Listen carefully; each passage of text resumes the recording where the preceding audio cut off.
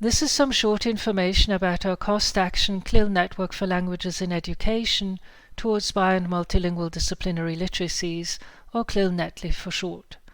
We're a research network of currently over 220 researchers, teachers and teacher educators from around Europe and some from further afield, sharing an interest in CLIL and in disciplinary literacies.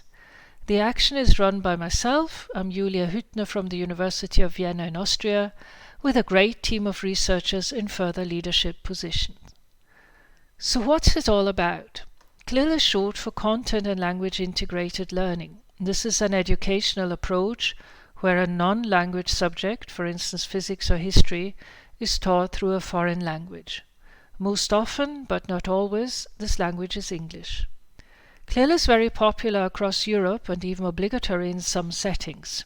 It's also becoming more popular in many countries in Asia and South America.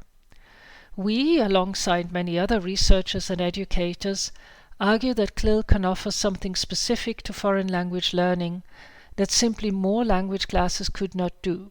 It prepares school leavers for using a foreign language in job-related or academic contexts.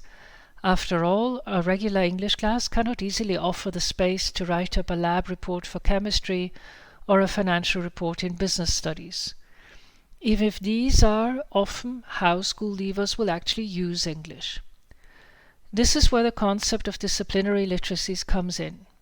Literacies here is not about being able to read and write, but it captures the whole area of doing a subject. It goes beyond knowing the relevant concepts to being able to communicate in the ways that are typical of this discipline.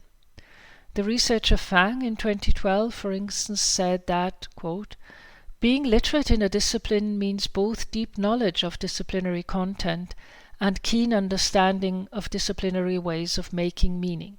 Unquote. Each profession and each academic discipline has their own way of using language to support their aims.